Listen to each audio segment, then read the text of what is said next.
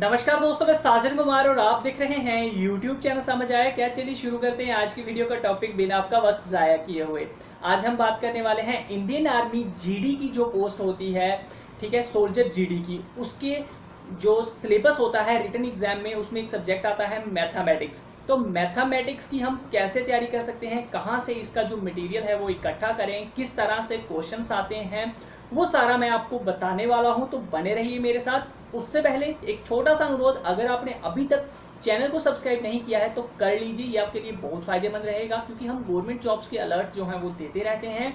और उस फॉर्म को कैसे भरना है गवर्नमेंट जॉब के, चाहे वो ऑनलाइन है चाहे फॉर्म ऑफलाइन है, वो भी बताता रहता हूँ। ऑलमोस्ट आपने देखा होगा, आप पुरानी वीडियोस देख सकते हैं। तो जल्दी से सब्सक्राइब कर लीजिए जल्दी इस तरह के अलर्ट्स पाने के लिए।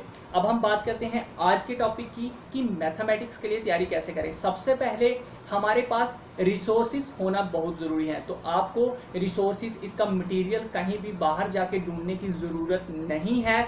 इसका जो सिलेबस है पूरा का पूरा मैथमेटिक्स का, आपको आपकी 10वीं की बुक में मिल जाएगा। अब मैं आपको यूनिट बताता हूँ कौन कौन से यूनिट आपको 10वीं की बुक में से तैयार करने हैं मैथमेटिक्स के लिए, इंडियन आर्मी सोल्जर जीडी की पोस्ट के लिए।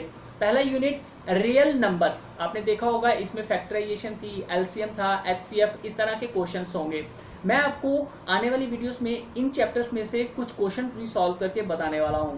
तो ठीक है, तो दूसरा यूनिट है क्वाड्रेटिक इक्वेशन। इसमें आता था a प्लस बी प्लस सी या स्क्वायर रूट निकालना, इस तरह के फार्मूले होते थे। ठीक है, ए प्लस बी स्क्र का इजिकल टू आप बताते थे इसमें क्या होता है क्या नहीं, तो ये फार्मूले होते थे। उसके बाद ट्राइंगल यूनिट था। इसमें आपको ज़्यादा डिटेल में नहीं जाना है। ट्राइंगल यूनिट में आपको सिर्फ और सिर्फ क्या करना है, इसकी जो इंट्रोडक्शन है, यानी कि 90 डिग्री एंगल कौन सा होता है, आइसोसेलेस ट्राइंगल कौन सा होता है, बहुत सारे एंगल्स होते हैं वो आपको पता होने चाहिए। 360 डिग्री एंगल को क्या कहते हैं, 180 डिग्री एंगल को क्या कहते हैं, तो इस तरह की आपको नॉलेज होनी चाहिए। मतलब 90 प्लस जो प्लस करके कौन सा एंगल बनता है, इस तरह की थोड़ी नॉलेज आपको होनी चाहिए। उसके बाद सरफेस एरिया वॉल्यूम, इसमें भी आपको ज़्यादा डीपली जाने की ज़रूरत नहीं है, सिर्फ इतना पता होना चाहिए एरिया ऑफ रेडियस कैसे निकालते हैं, सरफेस एरिया वॉल्यूम आखिर होता क्या है।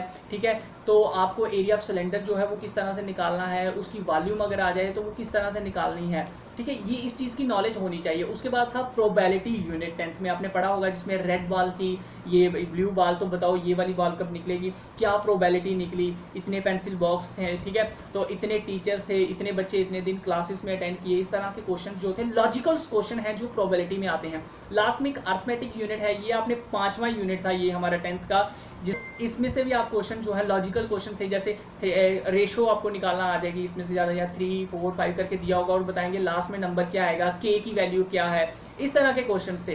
तो ये सभी यूनिट फिर से बता रहा हूँ, real number, quadratic equation, triangle, surface area and volume, और प्रोबेबिलिटी और अर्थमेटिक, ये 6 यूनिट अगर आप तैयार कर लेते हैं तो आपका मैथमेटिक्स का बिल्कुल भी जो है फेल होने के चांसेस बिल्कुल नहीं है। इसकी जो एग्जाम्पल्स होती हैं उसको देखिए किस तरह से इन्होंने क्वेश्चन दिए हुए हैं। आने वाले टाइम में मैं इन सभी चैप्टर में से कोई 1 2 या 3 3 5 5 क्वेश्चन कुछ उठाएंगे और उन्हें हम सॉल्व करके मैं आपको बताऊंगा कि किस तरह से इन क्वेश्चंस को आप सॉल्व कर सकते हैं। लेकिन अगर मुझे आप कमेंट करके ये चीज़ बोलेंगे मैं तभी इस चीज़ को आगे ले जाऊँगा, वरना मुझे लगेगा कि आप लोग नहीं चाहते हैं मैं इस चीज़ को बताऊँ। ठीक है, तो आई होप गाइस वीडियो आपको अच्छी लगी होगी। शेयर करना, लाइक करना बिल्कुल भी मत भूलिए, और चैनल